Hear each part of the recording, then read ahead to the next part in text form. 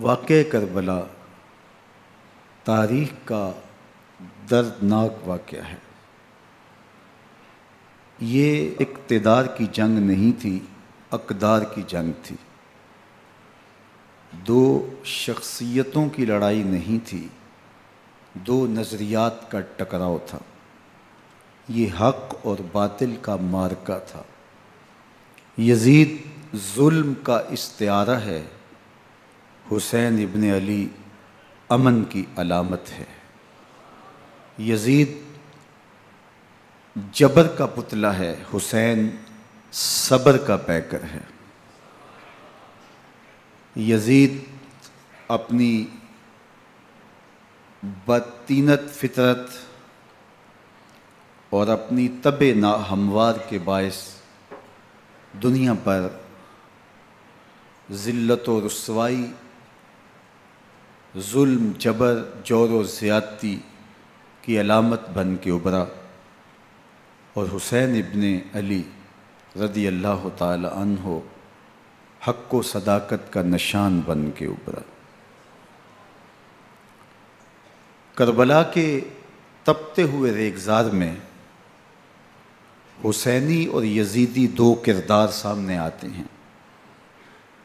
اقبال نے کہا تھا، موسیٰ و فرعون و شبیر و یزید، ایند و قوت از حیات آید پدید،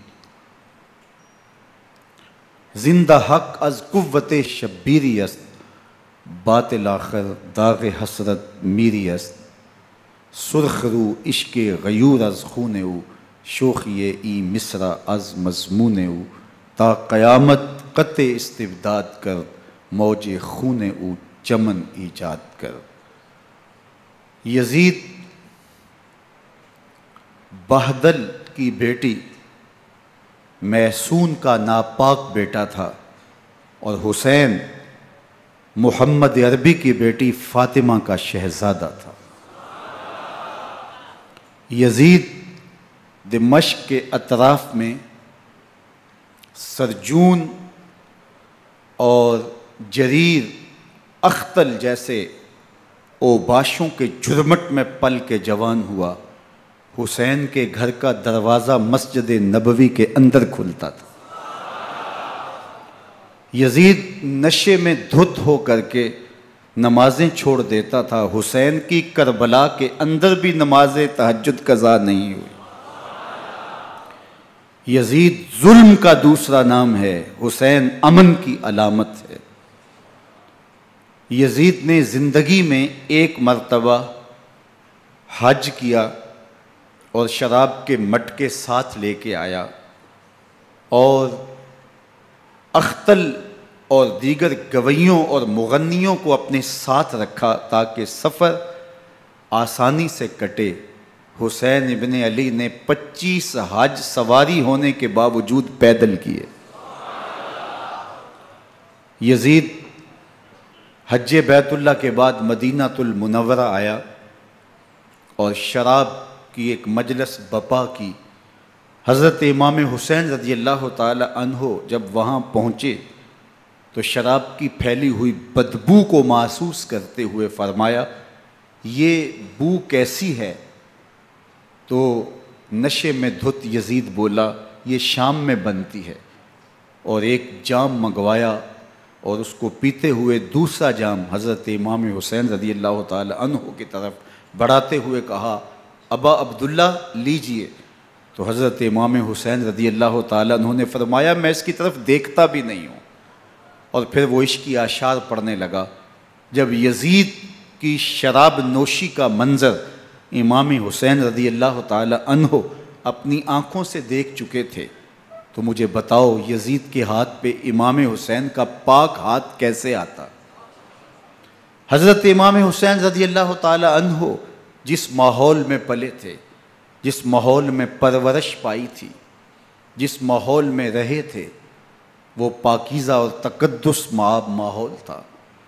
اور یزید کبھی اطراف دمشق میں، کبھی غوطہ میں، کبھی الخضرہ محل میں، اور کبھی کہاں داد عیش دیتا رہا اور لہو و لعب کے اندر مصروف رہا، اور اس کی زندگی ان چیزوں سے عبارت تھی۔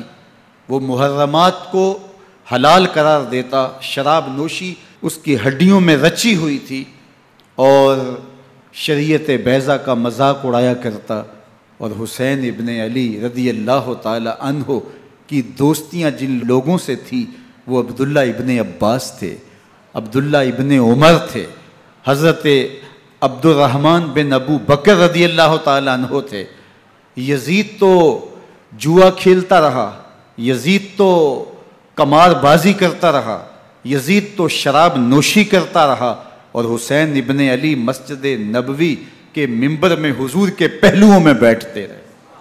زمانے نے وہ منظر دیکھا کہ سرخ رنگ کے جوڑے پہنے ہوئے حسنین کریمین حجرہ فاطمہ سے نکلتے ہیں، کم عمری کی وجہ سے کبھی گرتے ہیں کبھی سنبھلتے ہیں، اور آقا کریم خطبہ ارشاد کر رہے ہیں، خطبہ چھوڑ کے حضور نے شہزادوں کو اٹھا لیا۔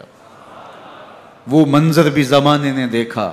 حضرت عبداللہ بن شداد کہتے ہیں کہ حضور سجدے میں تھے اور سجدہ اتنا طویل ہو گیا، ہمیں لگا یا تو وحی کا نزول ہو رہا ہے یا پھر اللہ کا حکم آ گیا اور اللہ کے محبوب کی روح قبض کر لی گئی۔ لیکن میں نے جب نظریں اٹھا کے ننکیوں سے دیکھا تو کیا منظر تھا کہ حسین ابن علی حضور کی پشت پہ بیٹھے ہوئے اور میرے آقا سجدے کو طول دے رہے ہیں۔ اللہ اکبر! حسین کے لیے پیغمبر کے سجدوں کو طول دیا جا رہا ہے۔ حسین ابن علی کبھی ممبر پہ حضور کی اطراف میں بیٹھتے ہیں، وہ منظر بھی دنیا نے دیکھا کہ حضور کے مبارک کندھوں پر حسین ابن علی بیٹھے ہیں اور حضور کی زلفوں کو پکڑا ہوا ہے۔ تو حضرت عمر رضی اللہ تعالیٰ عنہ دیکھ کے کہتے ہیں واہ واہ کیسی سواری میسر آئی حسین ابن علی کو۔ تو میرے آقا مسکرا کے کہتے ہیں عمر سواری دیکھتے ہو سوار بھی تو دیکھو۔ اللہ اکبر!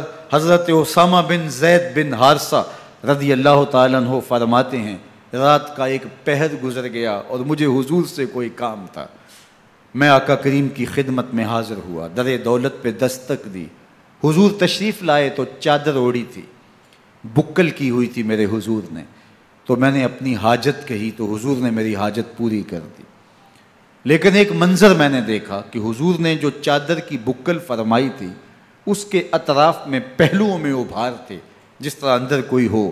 مجھ سے نہ رہا گیا، میں نے پوچھ لیا، میں نے کہا بندہ نواز چادر کے اندر کیا ہے؟ فَكَشَفَهُ، تو حضور نے چادر کو کھول دیا۔ فَإِذَا الْحَسَنُ وَالْحُسَيْنُ عَلَىٰ وَرِكَيْهِ، تو کہتے ہیں میں نے اپنی آنکھوں سے دیکھا ایک پہلو سے امام حسین لپٹے ہوئے تھے، ایک پہلو سے امام حسن لپٹے ہوئے تھے۔ فرمایا یہ میرے بیٹے ہیں، یہ میری بیٹی کے بیٹے ہیں، اے اللہ میں ان سے پیار کرتا ہوں، تو بھی ان سے پیار کر، جو ان سے پیار کرے اس سے بھی پیار کر۔ ان کی محبت کا درس دیا، ان کے پیار کا سبق پڑھایا، کہا ان سے پیار کرنے والا میرے سے پیار کرنے والا ہے، ان سے بغض رکھنے والا میرے سے بغض رکھنے والا ہے۔ ان کی تکلیف حضور کو بے چین کر دیتی تھی۔ حضرت سیدہ فاطمہ الزہرا رضی اللہ تعالی عنہ کے گھر کے قریب سے گزرے تو حضرت امام حسین کے رونے کی آواز آ رہی تھی، تو آقا کریم علیہ السلام نے فرمایا کہ فاطمہ حسین کو چپ کرواؤ، الا تعلمی ان بقاءہ یوزینی، تو جانتی نہیں حسین کا رونا مجھے دکھ دیتا ہے۔ حسین ابن علی کو حضور رونے نہیں دیتے تھے، ان کو دکھی نہیں ہونے دیتے تھے، کیونکہ رسول اللہ صلی اللہ علیہ وسلم جانتے تھے کہ یہ کتنے دکھ سہے گا، کتنی تکلیفوں سے گزرے گا اور کتنے مصائب سہے گا۔ زمانے نے وہ گھڑیاں بھی دیکھیں کہ حضرت حذیفہ بن یمان رضی اللہ تعالیٰ عنہ فرماتے ہیں کہ میں حضور کی خدمت میں نماز مغرب کی ادائیگی کے لیے حاضر ہوا، اور میں نے یہ اجازت خاص طور پہ اپنی ماں سے اس شرط پہ لی تھی کہ امی آپ مجھے اجازت دیں، میں حضور کی خدمت میں حاضر ہوتا ہوں، مغرب کی نماز بھی ادا کروں گا اور پھر حضور سے عرض کروں گا حضور میرے لیے اور میری ماں کے لیے بخشش کی دعا کر دیجئے۔ ماں نے اس شرط پہ اجازت دے دی اور میں حضور کی خدمت میں آ گیا، نماز مغرب ادا کی، سلام پھرا تو میرے دل میں آرزو تھی میں حضور سے عرض کروں حضور میرے لیے اور میری ماں کے لیے مغفرت کی بخشش کی دعا کر دیں، لیکن حضور عبادات میں، ذکر میں، نوافل میں ایسے مشغول ہوئے کہ میں آرزو رکھنے کے باوجود بھی عرض نہ کر سکا۔ خیر نماز عشاء کا وقت ہوا، اذان پکاری گئی، حضور مصلی پہ آئے، نماز پڑھی، سلام پھرا، تو میرے دل میں پھر خیال آیا کہ ماں سے ایک نماز کی چھٹی لی تھی، نمازیں بھی 2 ہو گئیں، ماں نے جاتے پوچھنا ہے حضور سے میرے لیے اور اپنے لیے مغفرت کی بخشش کی دعا کروائی تھی، تو کیا جواب دوں گا؟ اور حضور اٹھے اور کاشانہ اقدس کی طرف چل دیے۔ اب میرے دل میں یہ خیال رہ کے آ رہا تھا کہ ماں کو کیا جواب دوں گا، میں تو حضور سے بخشش و مغفرت کی دعا کروا ہی نہیں سکا۔ جب حضور چل پڑے تو غیر ارادی طور پہ میں بھی حضور کے پیچھے چل پڑا۔ چلنے میں تھوڑی سی رفتار تیز ہو گئی جس سے قدموں کی آہٹ پیدا ہوئی، تو جب آواز پیدا ہوئی تو حضور نے رخ پھیرے بغیر فرمایا من ھذا، میرے پیچھے پیچھے کون آ رہا ہے؟ پھر خود ہی کہا حذیفہ تو نہیں؟ تو میرا دل دھڑک رہا تھا، قلت نعم، میں نے کہا جی حضور میں حذیفہ ہوں۔ فرمایا ما حاجتک غفر اللہ لک ولامک، کیا کام ہے؟ اللہ تجھے بھی بخش دے، تیری ماں کو بھی بخش دے۔ اب جو کام تھا وہ جنبش لب سے پہلے ہی ہو گیا، یہاں تو لفظوں کا سہارا بھی نہیں لینا پڑتا، وہ بند لبوں کی بولیاں بھی سنتے ہیں۔ اقبال بولا ہے فروغت صبح آثار و دہور، چشم تو بی نندائے ما فی الصدور، تیری نظر تو سینوں کے چھپے راز بھی دیکھتی ہے۔ تو کہا ما حاجتوں کا غفر اللہ لک ولامک، اللہ تجھے بخش دے، تیری ماں کی بھی مغفرت کر دے، کیا کام ہے؟ اب جو کام تھا وہ تو ہو گیا۔ تو میرے حضور نے ارشاد فرمایا حذیفہ سنو، ابھی ایک فرشتہ آیا ہے جو اس سے قبل دھرتی پر پہلے کبھی نہیں آیا، آج پہلی مرتبہ اللہ سے اجازت لے کے 2 کام کرنے آیا ہے۔ ایک تو مجھے سلام کرنے آیا ہے اور دوسرا خوشخبری دینے آیا ہے کہ آپ کی بیٹی فاطمہ جنتی عورتوں کی سردار ہے اور حسن اور حسین جنتی جوانوں کے سردار۔ ایک طرف یزید ناپاک میسون کا پلیت بیٹا، اور ایک طرف محمد عربی کا نواسا، فاطمہ کے دودھ کا اثر، علی المرتضیٰ کے خون کی تاثیر، رسول اللہ صلی اللہ علیہ وسلم کے کندھوں پہ بیٹھنے والا۔ ایک دن حضور نے امام حسین رضی اللہ تعالیٰ عنہ کے ہاتھ پکڑ لیے اور ان کے پاؤں اپنے پاؤں پہ رکھے اور پھر فرمایا بیٹے آگے بڑھو، اور ان کے پاؤں حضور کی پنڈلیوں پہ آئے۔ پھر کہا بیٹے اور آگے بڑھو، حتیٰ کہ ان کے پاؤں حضور کی رانوں پہ آئے۔ پھر فرمایا بیٹا اور آگے بڑھو، تو ان کے پاؤں حضور کے مبارک بطن اقدس پہ آئے۔ پھر بازوؤں کو کھینچ کے اپنے قریب کیا اور حسین ابن علی کے منہ میں اپنی زبان رکھ دی، اور وہ اس طرح چوس رہے تھے جس طرح کھجور چوسی جاتی ہے۔ تو اللہ کے محبوب علیہ السلام نے حسین ابن علی کو اپنی زبان کا لعاب دہن دے کر کے، وہ شیر رحمت دے کر کے، وہ کوثر و تسلیم سے پاکیزہ تر آب رحمت عطا کر کے ان کی ہمیشہ کے لیے پیاس بجھا دی، تاکہ کل کربلا کے تپتے ہوئے ریگزار میں حسین ابن علی کو پیاس کی شدت تنگ نہ کرے اور پائے استقلال میں لغزش نہ آنے پائے۔ ان نازوں سے پالے ہوئے حسین کو، ان محبتوں سے پالے ہوئے حسین ابن علی کو امتحان بھی اتنے بڑے درپیش تھے۔ یاری تیری سونا پر ازمیشاں تیریاں اگ، سونا پرکھیا جامدہ ہے نال اگاں دے لگ۔ جتنا بڑا شخص ہوتا ہے اتنی آزمائشیں بھی بڑی ہوتی ہیں۔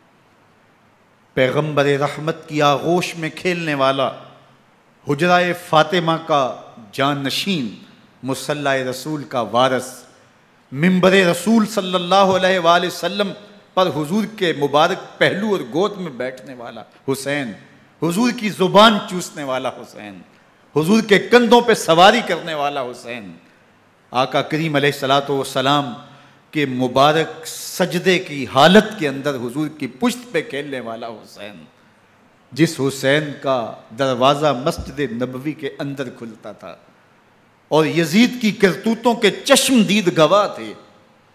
یزید جب تخت نشین ہوتا ہے تو اسے یہ فکر ہوتی ہے کہ امام حسین، عبداللہ بن زبیر، عبداللہ بن عمر، عبداللہ ابن عباس یہ میری بیعت کریں۔ اور وہ ولید بن عقبہ کو لکھتا ہے کہ ہر صورت میں ان کی بیعت لو، اور اگر بیعت نہ دیں تو سختی کرو۔ حضرت امام حسین رضی اللہ تعالی عنہ کو بلاوا آتا ہے کہ آپ کو دارالامارت میں گورنر ہاؤس میں بلایا جا رہا ہے، ولید بن عقبہ کا پیغام آپ کو پہنچتا ہے۔ آپ اس وقت فرماتے ہیں کہ اس وقت جو پیغام پہنچا ہے وہ کسی خطرے سے خالی نہیں ہے، تو کچھ سواروں کو ساتھ لیا، کہا تم دارالامارت کے باہر کھڑے رہنا، اگر میری آواز بلند ہوئی تو اندر آ جانا، ورنہ تم انتظار کرنا۔ آپ اندر گئے۔ ولید بن عقبہ نے مروان کو بھی بلایا تھا۔ مروان بن حکم یہ گورنر مدینہ ولید سے پہلے رہ چکا ہے، تو اس نے مشورہ دیا کہ سختی کی جائے۔ خیر ولید بن عقبہ نے کہا کہ یہ خط ہے، حضرت امیر معاویہ کا انتقال ہو گیا اور یزید تخت نشین ہوا ہے، لہٰذا وہ آپ سے بیعت کا مطالبہ کرتا ہے۔ تو حضرت امام حسین رضی اللہ تعالیٰ عنہ نے فرمایا کہ میرے جیسا شخص یوں چھپ کے بیعت نہیں کر سکتا، اور آپ واپس پلٹے۔ مروان بن حکم نے ولید بن عقبہ کو کہا کہ یہ موقع ہے جانے نہ دیا جائے، اگر یہ نکل گئے تو دوبارہ تم قابو نہیں پا سکو گے، اور انہیں یہیں قتل کر دیا جائے۔ حضرت امام حسین رضی اللہ تعالیٰ عنہ نے یہ بات سن لی۔ کہتے ہیں حضرت امام حسین انہی قدموں کے بل واپس پلٹے اور مروان بن حکم سے مخاطب ہو کے کہا، مروان کیا بول رہا ہے؟ وہ خاموش ہو گیا۔ فرمایا تو جانتا نہیں ہم کون ہیں؟ آنا حسین ابن علی ابن ابی طالب، میں حسین ہوں، میں علی کا بیٹا ہوں، ہمارے گھر میں قرآن اترتا رہا ہے، وحی کا نزول ہوتا رہا ہے، اور یزید فاسق ہے، فاجر ہے، مسلمانوں کا قاتل ہے اور شرابی ہے، میں ڈنکے کی چوٹ پہ یزید کی بیعت سے انکار کرتا ہوں۔ بس حیدری کچھار سے محمدی شیر نکل آیا ہے۔ اب اوسان خطا ہو گئے، راستہ چھوڑ دیا، واپس آئے، سیدہ زینب سے ملے، کہا مدینے کو چھوڑنا پڑے گا۔ کہا بھیا کیا ہوا؟ کہا یزید بیعت لینے پہ مصر ہے اور میں کسی صورت بھی بیعت نہیں کروں گا، رسول اللہ کا مدینہ ہمارے خون سے لالہ زار بنے گا، میں نہیں چاہتا کہ حضور کے شہر نور کی حرمت پامال ہو۔ دوستو وہ کیسا منظر ہوگا جب حسین ابن علی نے آخری حاضری حضور کے روضے پہ دی ہوگی۔ حاجی یا معتمر 10 دن کے لیے، 8 دن کے لیے، 20 دن کے لیے مدینہ المنورہ عارضی سکونت اختیار کرتا ہے، اور حضور کے روضہ انور سے، اس شہر نور سے، ان گلیوں سے، ان بام و در سے ایسا مانوس ہو جاتا ہے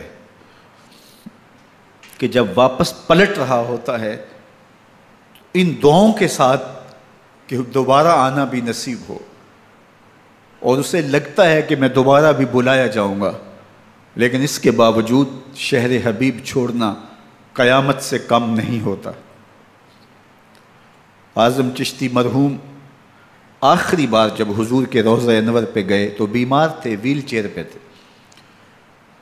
باب بقی سے باہر نکلے تو خادم سے کہا کہ میری ویل چیئر پیچھے سے کھینچو تاکہ میرا رخ روضہ انور کی طرف رہے، اور وہ پیچھے سے کھینچتا چلا جا رہا ہے، اور جب باب مکہ سے پیچھے جنت البقیع کے قریب سے گنبد خضرا نگاہوں سے اوجل ہونے لگا تو اعظم چشتی مرحوم نے کہا، جان بدن سے نکلتی ہے اعظم، جان بدن سے نکلتی ہے اعظم، کوئی آسان ہے مدینے سے جدا ہونا، کوئی آسان ہے مدینے سے جدا ہونا۔ یہ اس شخص کی کہانی ہے جو 10 دن، 5 دن، مہینہ، 2 ماہ وہاں رہتا ہے، اور پھر اس شہر کو چھوڑ کے آنا اس کے لیے آسان نہیں ہوتا۔ اور مجھے بتاؤ کہ حسین جو پیدا مدینے میں ہوا، جس کے گھر کا دروازہ مسجد نبوی کے اندر کھلتا تھا، جو مسجد نبوی کے اندر پرورش پا کے جوان ہوتا ہے اور مدینے کی گلیوں میں کھیلتا رہا، اس حسین ابن علی کے لیے مدینہ چھوڑنا، اور پھر وہ اس بات کا علم اور شعور رکھتے تھے کہ یہ آخری بار حضور کے در پہ حاضری ہے، دوبارہ اس شہر نور میں نہیں آ سکوں گا، تو کیا قیامت ہوگی اور کیا منظر ہوگا۔ محمد بن حنفیہ کے علاوہ خاندان نبوت کے جتنے لوگ تھے ان سب نے شہر مدینہ کو الوداع کہا، اور رات کے موقع میں مدینہ المنورہ کو، مسجد نبوی کو چھوڑ کر کے مکہ کی جانب عازم سفر ہوئے۔ 3 شعبان المعظم کو مکہ المکرمہ پہنچتے ہیں، ادھر کوفیوں کے خطوط آنے شروع ہو جاتے ہیں۔ حضرت امام حسین رضی اللہ تعالیٰ عنہ مسلم بن عقیل رضی اللہ تعالیٰ عنہ کو صورتحال معلوم کرنے کے لیے بھیج دیتے ہیں۔ 40,000 کوفی آپ کے ہاتھ پہ بیعت کر لیتے ہیں۔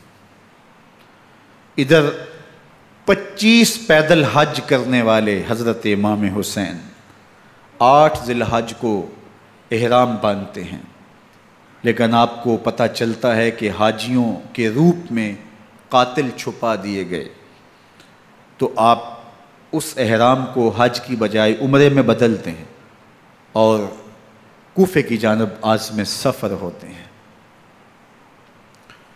کائنات والو، ذرا سینے پہ ہاتھ رکھ کے دیکھو کہ یہ کتنا مشکل مرحلہ تھا۔ اس دین کی آبرو کو بچانے کے لیے حضرت امام حسین رضی اللہ تعالیٰ عنہ نے کتنا بڑا قدم اٹھایا۔ آپ کے بہی خواہ، دوست، احباب عبداللہ بن عمر یہ سارے روکتے ہیں، عبداللہ بن عباس کہتے ہیں حضرت نہ جائیے، الکوفی لا یوفی، کوفی کبھی وفا نہیں کرتے، آپ کے والد کو وہاں شہید کیا گیا، لیکن آپ ایک فرض کو نبھانے جا رہے ہیں۔ میرے غم گسارو، میرے مہربانوں، نہ روکو مجھ کو جانے دو، مجھے نانے کے دی کی ڈوبتی کشتی بچانے دو، میں جاتا ہوں کہ دنیا پر وفا کا نام رہ جائے، میں رہوں نہ رہوں پر عظمت اسلام رہ جائے۔ میں نہیں جاتا تو نبی کے گھر کی آن جاتی ہے، میں نہیں جاتا تو نبی کے گھر کی آن جاتی ہے، تمہارا دین جاتا ہے میری غیرت ایمان جاتی ہے۔ حضرت امام حسین یہاں سے چلتے ہیں، ابھی راستے میں ہی پہنچتے ہیں کہ یہ خبر آتی ہے کہ کوفے والوں نے بے وفائی کر دی، حضرت مسلم بن عقیل رضی اللہ تعالیٰ عنہ کو شہید کر دیا گیا، نعمان بن بشیر معزول کر دیے گئے، ابن مرجانہ ابن زیاد وہاں متعین کر دیا گیا جو سخت گیر شخص تھا، اور اس نے لوگوں کو ڈرایا دھمکایا اور کوفے کے لوگوں کے دل بدل گئے اور وہ بیتیں توڑنے لگے۔ وہ منظر مسجد کوفہ کا کتنا دلگداز تھا، جب امام نماز کے لیے کھڑے ہوئے تو 40,000 لوگ آپ کے پیچھے تھا۔ جب سلام پھیرا اور امام نے دیکھا کہ پیچھے لوگ نہیں ہیں، پھر لوگوں نے اپنے دروازے بھی بند کر لیے۔ رات کی تنہائیاں ہیں اور حضرت مسلم بن عقیل کو کوئی پناہ دینے والا نہیں ہے، لوگوں نے دروازے بند کر لیے کہ کہیں ہمارے گھر میں نہ آ جائیں اور ہم مشقت اور حکومتی تشدد کا شکار نہ ہوں۔ کتنا دردناک لمحہ ہے حضرت مسلم بن عقیل رضی اللہ تعالیٰ عنہ پہ، اور پھر حضرت مسلم بن عقیل بے دردی سے شہید کر دیے جاتے ہیں۔ آپ ابھی راستے میں ہیں، یہ ساری کہانی پہنچتی ہے کہ حضرت مسلم شہید کر دیے گئے اور بے دردی سے شہید کر دیے گئے۔ وہ جنہوں نے خط لکھے تھے کہ ہم آپ کے ساتھ ہیں اور ہم منتظر ہیں، چشم برا ہیں، آپ کے قدموں کی چاپ سننے کے لیے بےتاب ہیں، آج انہوں نے بیتیں توڑ دی، 40,000 کوفی منحرف ہو گئے۔ مسجد کوفہ کا وہ منظر کس قدر روح کو تڑپا دینے والا تھا۔ ہم پچھلے سال عصر اور مغرب کے درمیان جب کوفہ پہنچے تو سورج ڈوبنے کے قریب تھا۔ میں نے اپنی زندگی میں اتنا اداس موسم کہیں نہیں دیکھا جتنا اداس موسم کوفے میں دیکھا۔ ایسے لگتا تھا جس طرح کوفے کی آب و ہوا آج بھی شرمندہ ہے۔ جو مسلم بن عقیل اور خاندان نبوت کے ساتھ اہل کوفہ نے کیا، حضرت امام حسین رضی اللہ تعالیٰ عنہ کو ان کے بہی خواہوں نے، اعزاء نے، اقرباء نے، دوستوں نے، آوان و انصار نے، ساتھیوں نے کہا کہ حضرت حالات یکسر تبدیل ہو گئے، اب ہمیں مراجعت کر جانی چاہیے، واپس پلٹ جانا چاہیے۔ تو حضرت امام حسین کافی سوچ بچار میں رہے، پھر اس کے بعد آپ نے فیصلہ کیا کہ ہم آگے بڑھیں گے۔ دوستوں نے کہا کہ حضرت اگر آپ آگے بڑھیں گے تو ہمیں لگتا ہے کہ وہ آپ کے ساتھ سلوک اچھا نہیں کریں گے اور آپ بچوں کے سامنے پیاسے شہید کر دیے جائیں گے۔ تو حضرت امام حسین رضی اللہ تعالیٰ عنہ نے وہاں ایک خطبہ ارشاد فرمایا کہ لوگوں تم جو مجھے بتا رہے ہو مجھے اچھی طرح معلوم ہے، جو تم مجھے منظر پیش کر رہے ہو وہ میری نگاہوں میں ہے، اور جو کچھ ہونے والا ہے چشم تصور وہ منظر دیکھ رہی ہے۔ چونکہ حضرت امام حسین رضی اللہ تعالیٰ عنہ کی شہادت کی خبر حضرت امام حسین کے پیدا ہوتے ہی خاندان نبوت میں عام تھی۔ حضور علیہ الصلوۃ والسلام کو یہ بات جبریل امین نے آ کے بتائی تھی جب حسین ابن علی کے ساتھ حضور محبت کا اظہار کر رہے تھے، تو یہ جبریل امین نے آ کے کہا تھا حضور آپ کا یہ بیٹا ارض طف میں شہید کر دیا جائے گا، اور کربلا کی مٹی لا کے حضور کو دی اور ام سلمہ کو حضور نے عطا کر دی۔ حضرت ام سلمہ کہتی ہیں کہ ایک دن میں سوئی تو خواب دیکھا کہ حضور کے مبارک بال بکھرے ہوئے ہیں اور سخت پریشان ہیں، تو میں نے کہا کہ حضور آپ کی یہ کیا حالت ہے؟ وَبِيَدِهِ قَارُورَةٌ، اور حضور کے ہاتھ میں ایک شیشی ہے، فیہا دمن، جس کے اندر خون ہے۔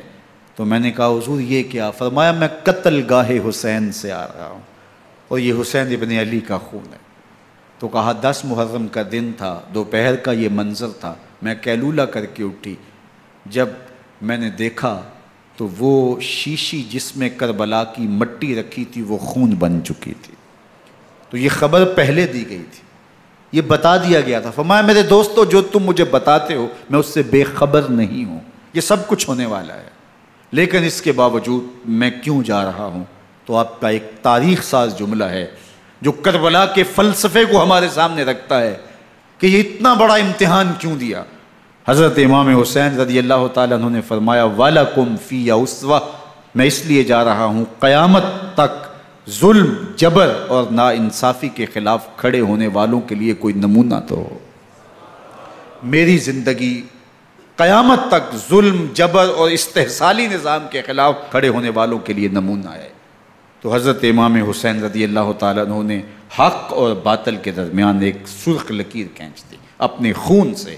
اب حق اور باطل کا امتیاز کرنا مشکل نہیں ہے، کوئی باطل پہ اڑا رہے تو الگ بات ہے، لیکن امتیاز کرنا مشکل نہیں ہے۔ حدود بالکل واضح کر دیں۔ اقبال نے یہاں کتنی خوبصورتی کے ساتھ اس مضمون کو نبھایا۔ سرخ رو عشق غیور از خون او، شوخی این مصرع از مضمون او، تا قیامت قطع استبداد کر، موج خون او چمن ایجاد کر۔ ایک جہاں آباد کر دیا، حق اور باطل کی راہیں اجال دی۔ اب لوگوں کو یزید کا چہرہ پہچاننے میں دیر نہیں لگتی، وقت کے ہر یزید کا چہرہ آسانی سے پہچانا جا سکتا ہے۔ یہ معرفت زمانے کو کروائی کس نے؟ حسین ابن علی نے کروائی رضی اللہ تعالی عنہ۔ تو حضرت امام حسین نے فرمایا کہ جو میرے ساتھ ہونے والا ہے میں اچھی طرح جانتا ہوں، لیکن میں اس کے باوجود آگے بڑھوں گا۔ پھر بڑھے اور کربلا میں جا کے خیمہ زن ہو گئے۔ 7 محرم کو پانی بند کر دیا گیا۔ پانی بند ہوا تو کھانا بھی میسر نہیں تھا، لیکن ذکر پانی کا ہوتا ہے اس لیے کہ کھانے کے بغیر انسان کئی دن کاٹ لیتا ہے، لیکن پانی کے بغیر گزر نہیں ہوتی۔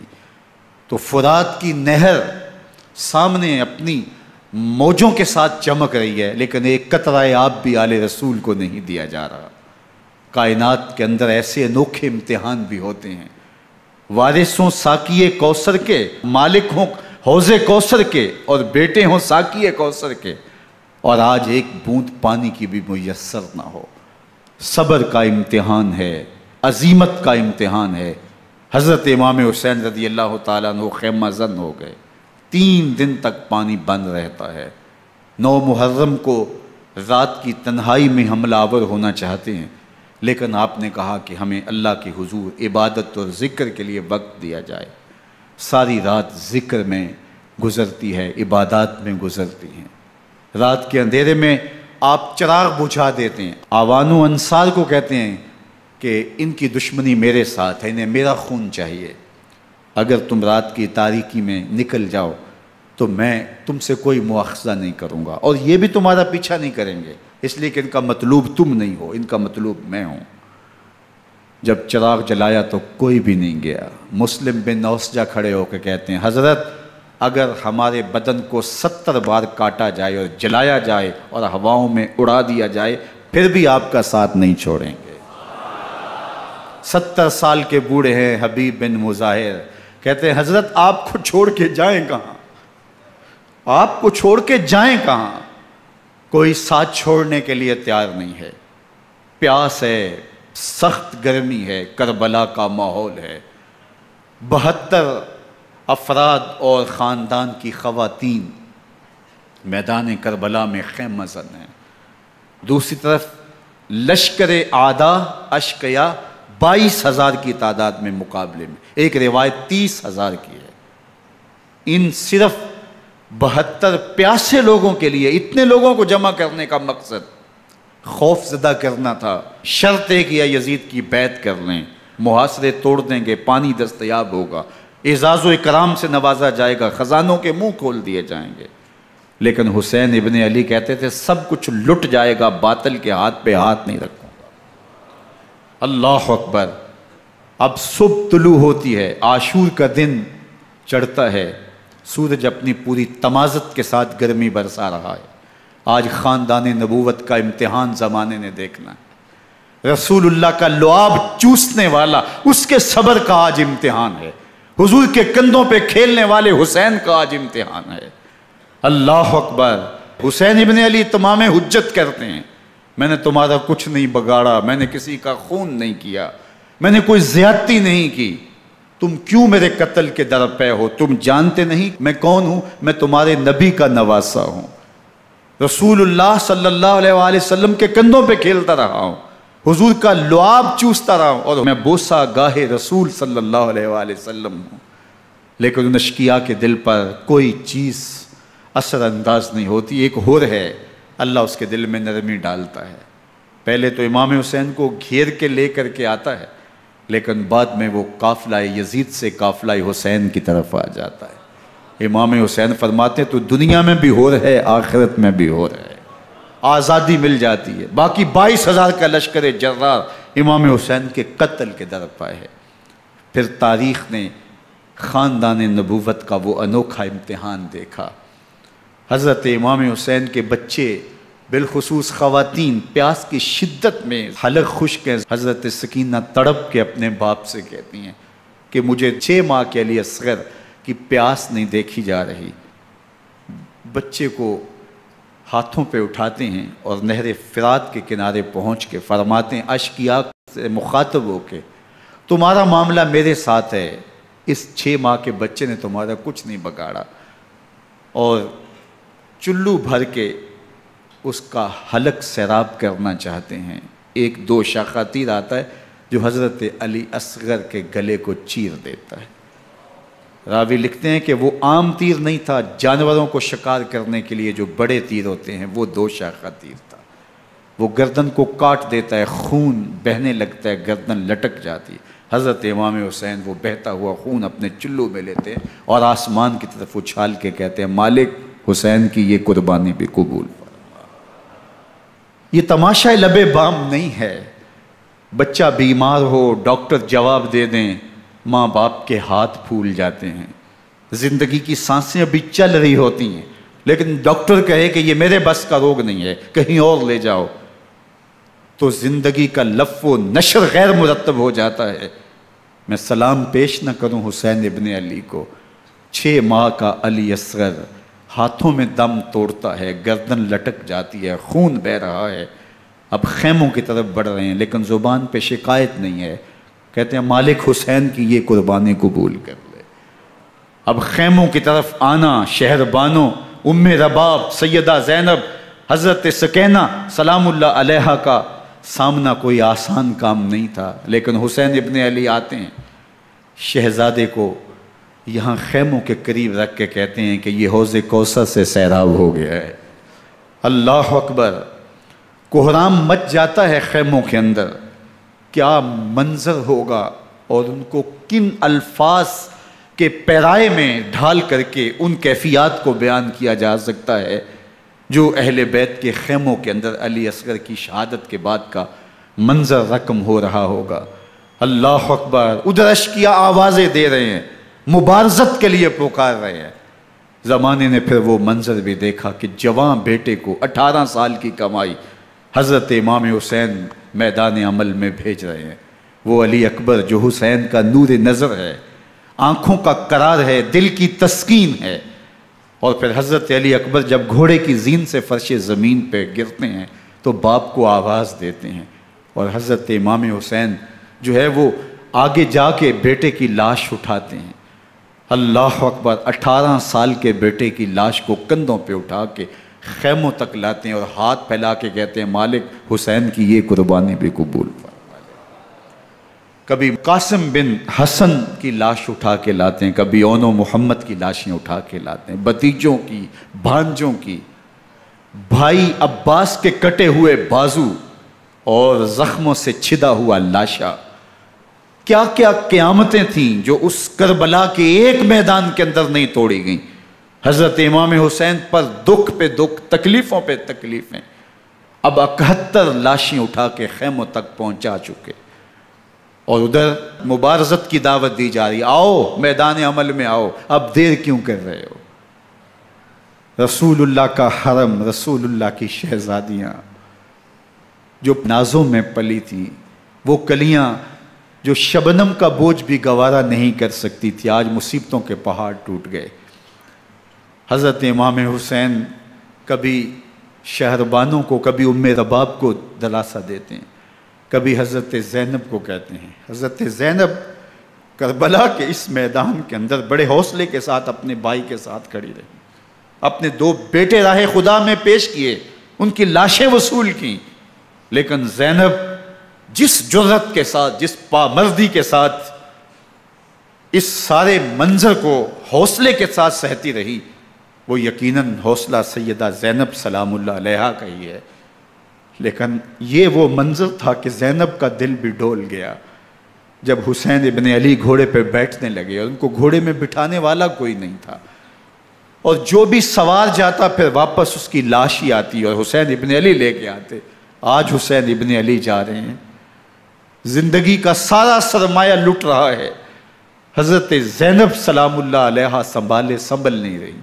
حضرت امام رضی اللہ تعالیٰ عنہ اٹھے اور آپ نے حضرت زینب کو صبر کی تلقین کی اور کہا کہ صبر ہی بہترین ذریعہ ہے اور اللہ کی قربت کا ایک بہترین سبب ہے، اور ان کو صبر کی تلقین کرتے ہوئے فرمایا کہ میرے بعد تم نے اس ذمہ داری کو سنبھالنا ہے، اور ان مخدرات اسلام کی، ان شہزادیوں کے پردے کی تم نے حفاظت کرنی ہے۔ اور پھر گھوڑے کی زین کس کے امام حسین لشکر اشقیاء کی طرف بڑھتے ہیں۔ اب خیموں سے سسکیوں کی آواز آ رہی ہے، ان کا سردار، ان کا تاجدار آج سب کو چھوڑ کے کربلا کے میدان کی طرف بڑھ رہا ہے۔ جرم کیا کیا، قصور کیا کیا، اس نے کیا زیادتی کی کہ آج نیزوں اور انیوں کے مقابلے میں 22,000 کا لشکر حضرت امام حسین پہ ٹوٹ پڑتا ہے۔ آپ پھر اتمام حجت کرتے ہیں، میں نے کسی کو قتل نہیں کیا، خون ناحق نہیں بہایا، میرے خون کے درپے کیوں ہو، اپنی آخرت کیوں برباد کرتے ہو، تم جانتے نہیں میں کون ہوں، میں تمہارے نبی کا نواسا ہوں۔ لیکن ابن زیاد کہتا ہے مقابلے میں آؤ۔ پھر حضرت امام حسین رضی اللہ تعالیٰ عنہ مقابلے میں آتے ہیں، اور جب گھوڑے کو ایڑ لگا کے دشمن اشقیاء پہ ٹوٹتے ہیں تو پھر ایسا منظر ہوتا ہے کہ وہ بھیڑ بکریوں کی طرح آگے بھاگتے ہیں۔ 71 زخم کلیجے پہ لیے شجاعت کا یہ پیکر جب میدان میں آتا ہے، آواز آتی، یہ کون ذی وقار ہے، بلا کا شاہ سوار ہے، لباس ہے پھٹا ہوا غبار سے اٹا ہوا، تمام جسم نازنی چدا ہوا کٹا ہوا، یہ نبی کا نور عین ہے، یہ بالیقین حسین ہے، یہ حسین ابن علی ہے رضی اللہ تعالیٰ عنہ۔ پھر چاند بادلوں میں گھر جاتا ہے، شامی ہنڈے تیر برساتے ہیں، تلواروں سے آپ کے بدن پر ضربیں لگاتے ہیں اور نیزوں سے آپ کے بدن کو پرو دیتے ہیں۔ جب آپ کا پیراہن بعد میں اتارا گیا تو آپ کے پیراہن میں 122 سوراخ تیروں کے تھے، 33 زخم تلواروں کے اور 34 گھاؤ نیزوں کے تھے۔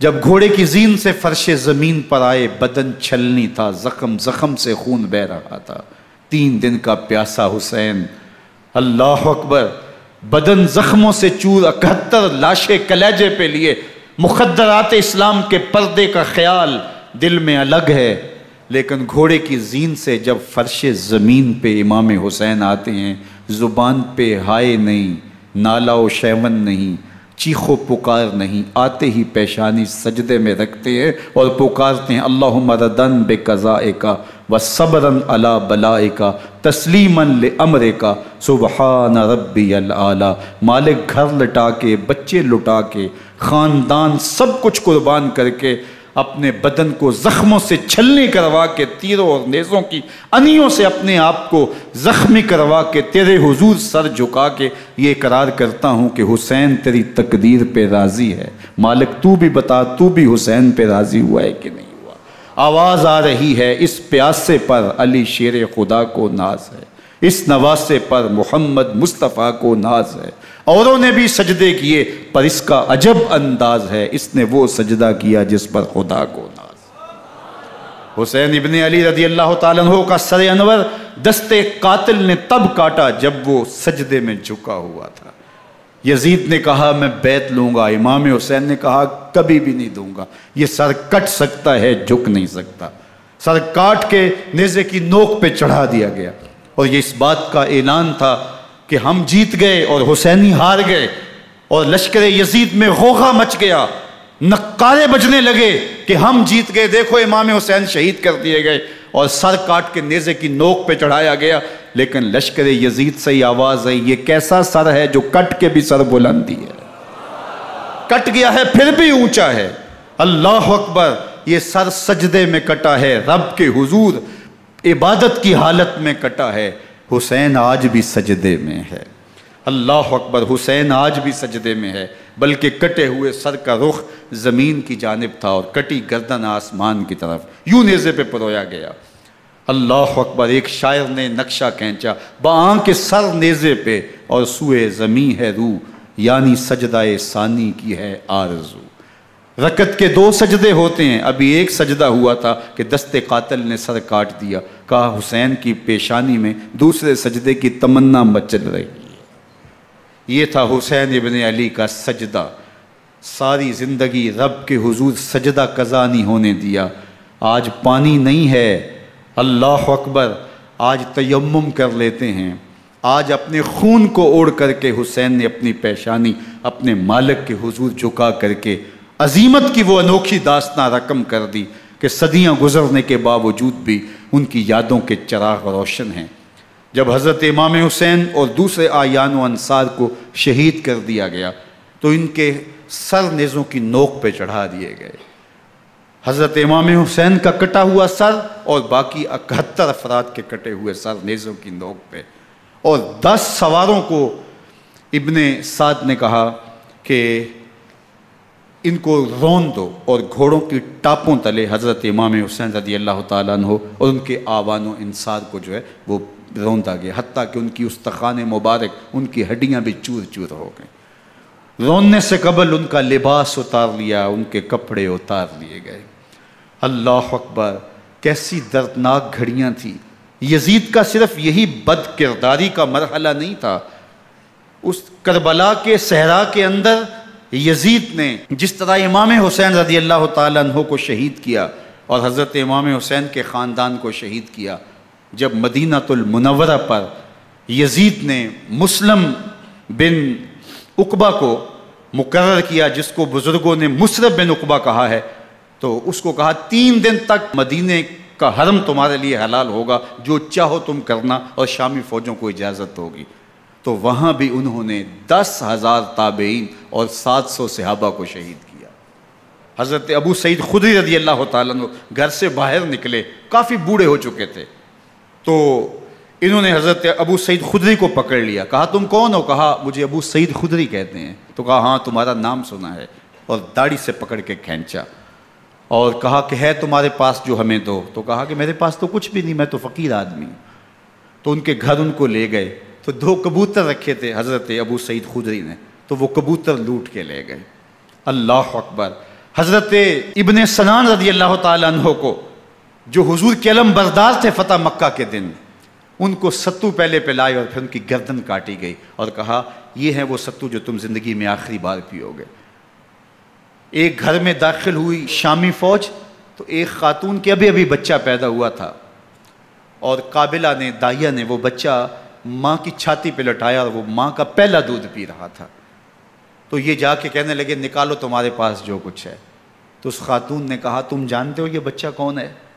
تو انہوں نے کہا ہم نہیں جانتے۔ کہا یہ حضرت ابن ابی کبشہ انماری رضی اللہ تعالیٰ عنہ کا بچہ ہے، اور یہ وہ صحابی ہیں کہ جو بیت الشجرہ کے موقع پہ حضور کے ہاتھ پہ بیعت کرتے ہیں۔ انہوں نے اس چیز کا لحاظ نہ کیا کہ جو کچھ ہے وہ ہمیں دو، ورنہ تیرے بچے کو نہیں چھوڑیں گے۔ تو ماں بچے سے مخاطب ہو کے کہتی ہے، ابھی بچہ پیدا ہوا ہے اور ماں سے پہلا دودھ پی رہا ہے، کہ بیٹے اگر میرے پاس کچھ ہوتا، وہ قیمتی سے قیمتی چیز بھی ہوتی، تیری جان کے لیے قربان کرتی، لیکن اس وقت میرے پاس کچھ ہے نہیں۔ تو ایک شکی آگے بڑھا اور بچے کو ایک ٹانگ سے پکڑ کے کھینچ کے دیوار کے ساتھ پٹک کے مارا، جس سے دماغ کا بھیجا نکل گیا۔ کیا کیا زیادتیاں نہیں کی۔ 700 صحابہ حرہ کے واقعہ میں شہید کیے یزید نے، اور 10,000 تابعین شہید کیے۔ مسجد نبوی میں ممبر رسول کے ساتھ گھوڑے باندھے، اور وہ ممبر رسول اور مصلی رسول کے قریب لید کرتے رہے۔ حضرت سعید عبد المسیب فرماتے ہیں میں نابینا تھا اور حضور کے روضہ انور کے پاس بیٹھا تھا، اور یزید کے سپاہی آتے، جو بھی مسجد میں نظر آتا پکڑ کے لے جاتے، مجھے نابینا سمجھ کے چھوڑ دیتے، لیکن میں پریشان تھا کہ ظہر کا وقت ہوگا، عصر کا وقت ہوگا، مغرب عشاء کا وقت ہوگا، نہ اذان، نہ اقامت، نہ جماعت، تو کیسے مجھے پتہ چلے گا کہ نماز کا وقت ہو گیا، اور کیسی میری نمازوں کا کیا بنے گا؟ میں اس فکر میں بیٹھا تھا۔ لم ازل اسمع الاذان والاقامت من قبر رسول اللہ صلی اللہ علیہ وآلہ وسلم۔ فرماتے ہیں جب بھی پھر نماز کا وقت آیا، گنبد خضرا سے اذان کی بھی آواز آئی، اقامت کی بھی آواز آئی۔ 3 دن تک مسجد نبوی کے اندر گھوڑے بندے رہے، اور مدینہ کی حرمت پامال کی۔ مدینہ کے گھروں کے اندر یہ بدکماش داخل ہوئے، اور جو بدکاریاں انہوں نے کی، کلیجہ منہ کو آتا ہے۔ 1002 شیزائیں ان بدکاروں کی بدکاریوں کی وجہ سے کنواری حالت کے اندر حاملہ ہوئی۔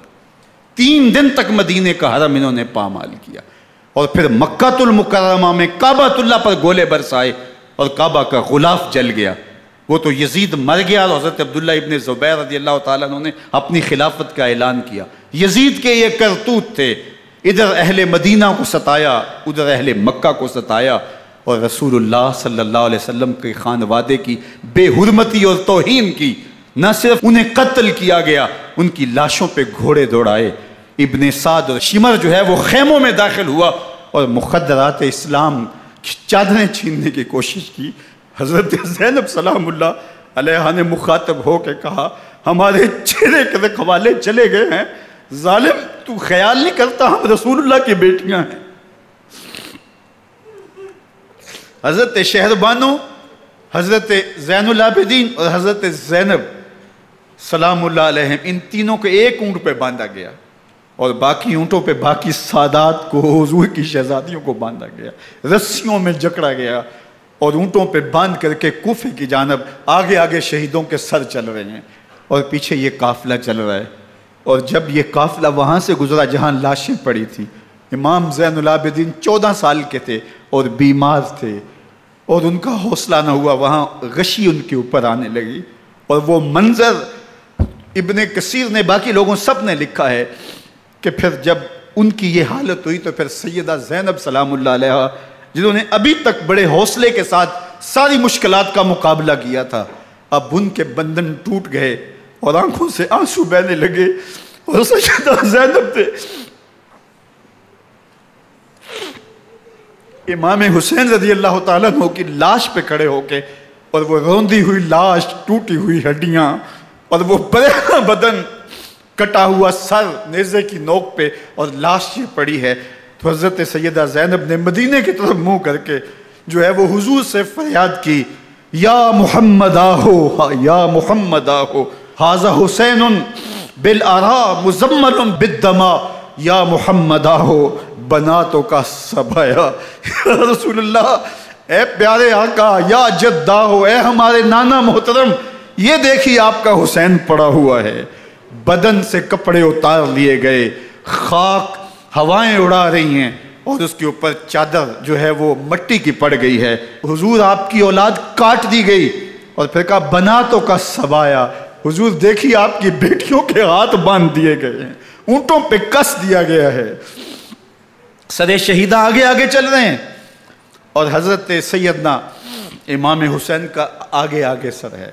راستے کے اندر ایک جگہ آئی، رات گزری اور ان کو اتارا گیا۔ رات کا موقع تھا، ایک خاتون آئی اور اس نے کوئی کھانا پیش کیا ان کو، اور کہا کہ میں کسی زمانے میں حضرت سیدہ فاطمہ الزہرا کی نوکری کیا کرتی تھی، ان کی لونڈی تھی، ان کی کنیز تھی، اور آج مجھے پتہ چلا کہ آپ لوگ گزر رہے ہیں، تو میں نے کہا کہ میں اپنی مخدومہ کے خاندان کی خدمت کروں۔ اور پھر اس نے کہا کہ اس وقت سیدہ کی گود میں ایک 6-7 ماہ کی بچی تھی جس کو زینب کہا کرتے تھے، تو سیدہ زینب نے کہا کہ اماں اگر پہچانتی ہو تو وہ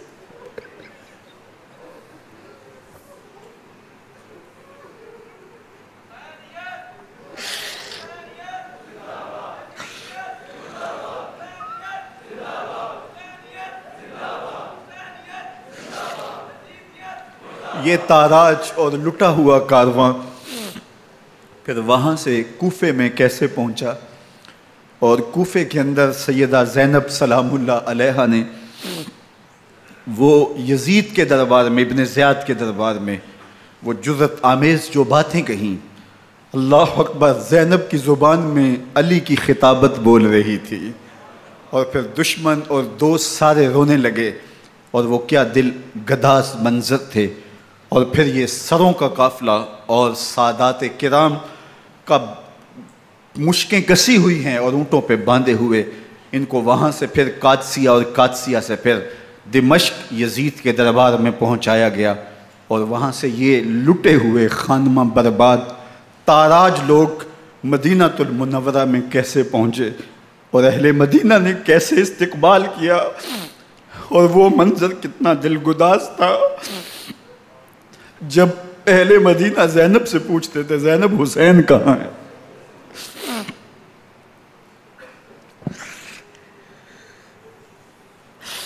بے مروت بے وفا تیرا بھی کیا افسانہ ہے، جس نے اپنی ہی شمع کو گل کیا تو وہ پروانہ ہے۔ اپنے پیغمبر کے شہزادوں کو اور اپنے پیغمبر کی شہزادیوں کو جو دکھ اس امت نے دیے، یہ کائنات کی ایک انوکھی داستان ہے۔ اللہ ہمیں اسوہ شبیری پہ عمل کی توفیق عطا کرے اور ان کے نقوش پاک کی برکتیں دے، اہل بیت کی محبت ہماری روحوں میں جذب کر دے، اور جس عظیمت کے ساتھ، جس حوصلے کے ساتھ انہوں نے دکھوں کو جھیلا، جو دہکتی آگ کے شعلوں پہ سویا وہ حسین، جو جواں بیٹے کی میت پر نہ رویا وہ حسین، جس نے سب کچھ کھو کے کچھ نہ کھویا وہ حسین، مرتبہ اسلام کا جس نے دوبالا کر دیا، خون نے جس کے دو عالم میں اجالا کر دیا، جو کہ سوزے غم کو سانچے میں خوشی کے ڈھال کے مسکرایا موت کی آنکھوں میں آنکھیں ڈال کے۔ اے حسین ابن علی تم پر سلام، نازش آل نبی تم پر سلام۔ ذرا میرے ساتھ یہ پڑھ لیجئے، اے حسین ابن علی تم پر سلام،